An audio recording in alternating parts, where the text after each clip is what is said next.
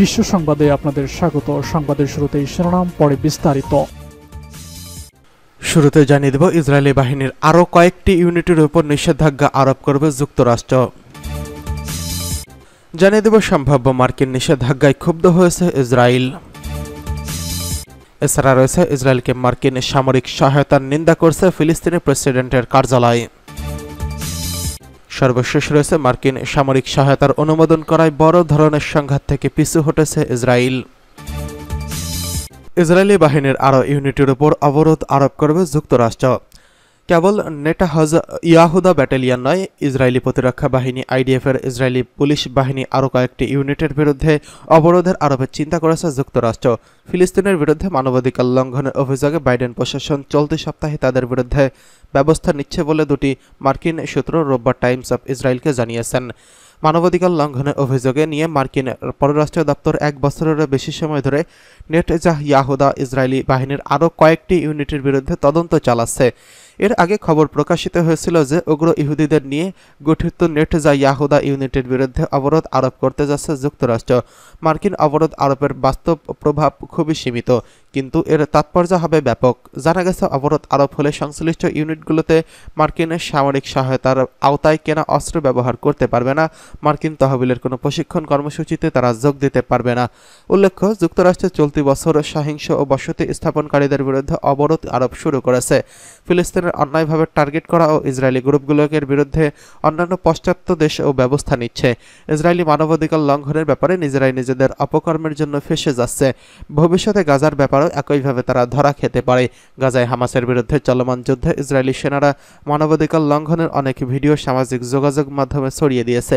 এগুলো মানবাধিকার তো বটেই, ইসরায়েলি বাহিনীর আচরণবিধির সুস্পষ্ট লঙ্ঘন দেখা দিয়েছে। তবে ইসরায়েলি প্রধানমন্ত্রী বেনিয়ামিন নেতানিয়াহু সম্ভাব্য অবরোধের আরোপের বিরুদ্ধে হুঁশিয়ারি উচ্চারণ করে বলেছেন, নেতানিয়াহুর ইউনিটের গাজাতে যুদ্ধ করছে। উল্লেখ্য, নেতানিয়াহুর ব্যাটালিয়নটি অতি উগ্র ইহুদিদের নিয়ে গঠিত। তাদের হাতে 2022 সালের জানুয়ারিতে 80 বছর বয়স্ক ফিলিস্তিনি আমেরিকান ওমর আসাদ মারা যান। এই ধরনের কিছু ঘটনা এই বাহিনী ঘটিয়েছে।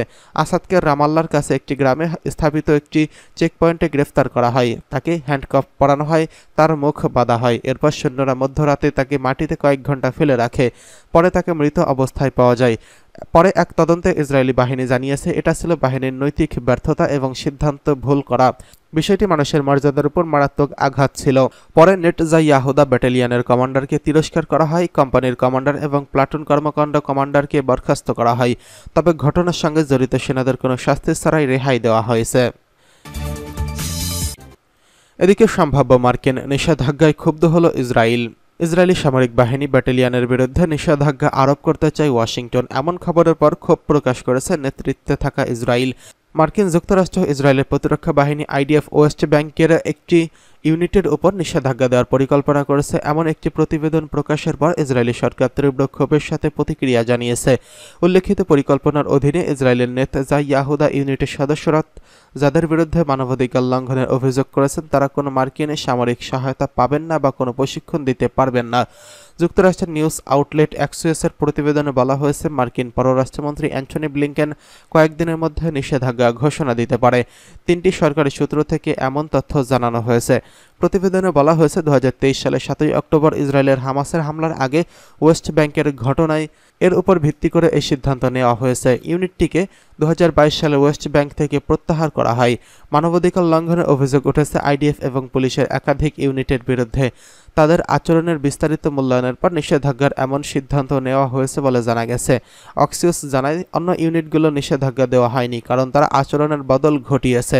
এই সিদ্ধান্ত যুক্তরাষ্ট্রের 197 সালের লেহি আইন অনুযায়ী নেওয়া হয়েছে। এই আইনে মানবাধিকার লঙ্ঘনের জন্য দায়ী বিদেশি নিরাপত্তা ও সামরিক ইউনিটগুলোর ক্ষেত্রে বিদেশি সহায়তা ও প্রতিরক্ষা প্রশিক্ষণ কর্মসূচিতে নিষেধাজ্ঞা দেওয়া যায়।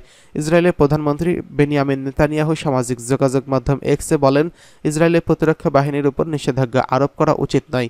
তিনি বলেন, ইসরায়েল সরকার সম্ভাব্য সব উপায়ে এই ধরনের পদক্ষেপের বিরোধিতা করবে। তিনি লেখেন, এ সময় আমাদের সৈন্যরা দানবিক সন্ত্রাসের সাথে লড়াই করছে। আইডিএফের একটা ইউনিটের উপর নিষেধাজ্ঞা আরোপের অযৌক্তিক ও অনৈতিক বলে মনে করেন তিনি। ইসরায়েলি মন্ত্রিসভার ওয়ার ক্যাবিনেট সদস্য বেনি গান্তজ বলেন, নিষেধাজ্ঞা আরোপ করলে তা আমাদের শত্রুদের জন্য ভুল বার্তা দেবে, বিপজ্জনক নজির স্থাপন করবে। এক্স প্ল্যাটফর্মে তিনি লেখেন, নেতানিয়াহুর ইউনিট সামরিক আইন মেনে চলে এবং আন্তর্জাতিক আইন মেনেই কাজ করে। ইসরায়েলকে মার্কিন সহায়তার নিন্দা। ফিলিস্তিন প্রেসিডেন্ট ইসরায়েলি সহায়তার জন্য নতুন অনুমোদনের জন্য যুক্তরাষ্ট্রের সিদ্ধান্তকে তাদের জনগণের বিরুদ্ধে আগ্রাসন হিসেবে উল্লেখ করেছে ফিলিস্তিনি প্রেসিডেন্সি। মার্কিন সহায়তার নিন্দা জানায় তারা, এর ফলে সহিংসতা আরও বাড়বে বলে জানিয়েছেন। এদিকে ইসরায়েলকে মার্কিন সহায়তার নিন্দা করছে ফিলিস্তিনি প্রেসিডেন্ট কার্যালয়। ফিলিস্তিনি প্রেসিডেন্ট কার্যালয় বলেছে, তারা মার্কিন প্রতিনিধি পরিষদে শনিবার ইসরায়েলের $1 বিলিয়ন নতুন সামরিক সহায়তার অনুমোদনকে ফিলিস্তিনি জনগণের বিরুদ্ধে আগ্রাসন হিসেবে চিহ্নিত করেছে।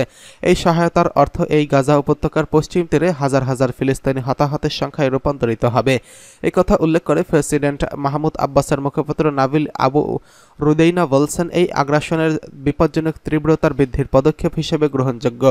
এদিকে মার্কিন কংগ্রেসওম্যান ইলহান ওমর সামাজিক যোগাযোগ মাধ্যম এক্সে ব্যাখ্যা করেছেন যে কেন তিনি ইসরায়েলের জন্য $26 বিলিয়ন সরকারি তহবিল প্রদানের বিলের বিরুদ্ধে ভোট দিয়েছেন।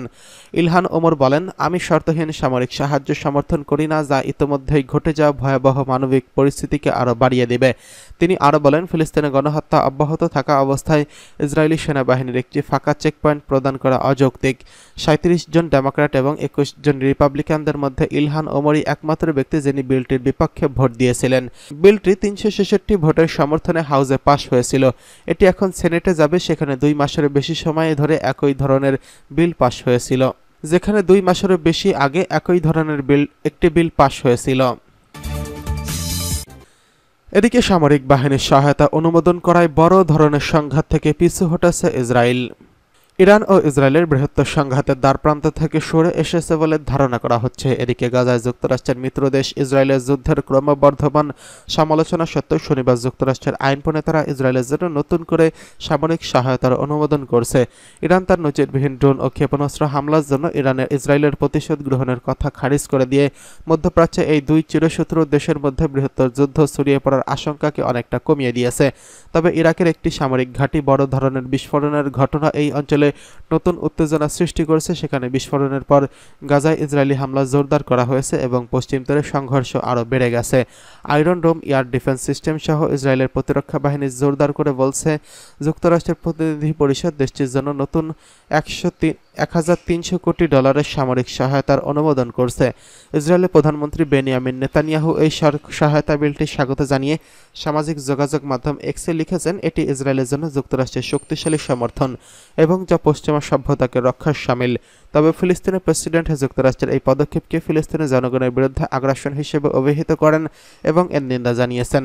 ইরান 1 সপ্তাহ আগে ইসরায়েলের ভূখণ্ডে এই প্রথম চালানো সরাসরি হামলায় 300টিরও বেশি ক্ষেপণাস্ত্র ও ড্রোন ব্যবহার করার পর ইসরায়েল এই হুঁশিয়ারি বার্তা দিয়ে বলেছিল, ইরানে তারা পাল্টা আঘাত হানবে। ইরানের পক্ষ থেকে বলা হয়, গত 1 এপ্রিল দামেস্কে ইরানের কনসুলেট ভবনে বিমান হামলার প্রতিশোধ গ্রহণে তারা এসব ক্ষেপণাস্ত্র ও ড্রোন হামলা চালায়। সেখানে হামলায় ইরানের বিপ্লবী গার্ড 7 সদস্য নিহত হন। কনসুলেট ভবনে ওই হামলার ঘটনায় ইসরায়েলকে দায়ী করা হয়। এদিকে ইসরায়েলকে শুক্রবার ইরানের হামলার প্রতিশোধ নিতে দেখা যায়। ইসরায়েলের পাল্টা হামলার পরপরই ইরানি মিডিয়া মধ্যপ্রদেশে ইস্পাহানে বিস্ফোরণের খবর দিয়েছেন। ইরানের পররাষ্ট্রমন্ত্রী হোসেইন আমির আবদুল্লাহিয়ান NBC নিউজকে বলেছেন, গতরাতে যা ঘটেছে তা কোনো হামলা নয়, এটি ছিল 2টি বা 3টি কোয়াডকপ্টারের ফ্লাইট। এই ধরনের কোয়াডকপ্টার আমাদের দেশের শিশুরা খেলনা হিসেবে ব্যবহার করে থাকেন।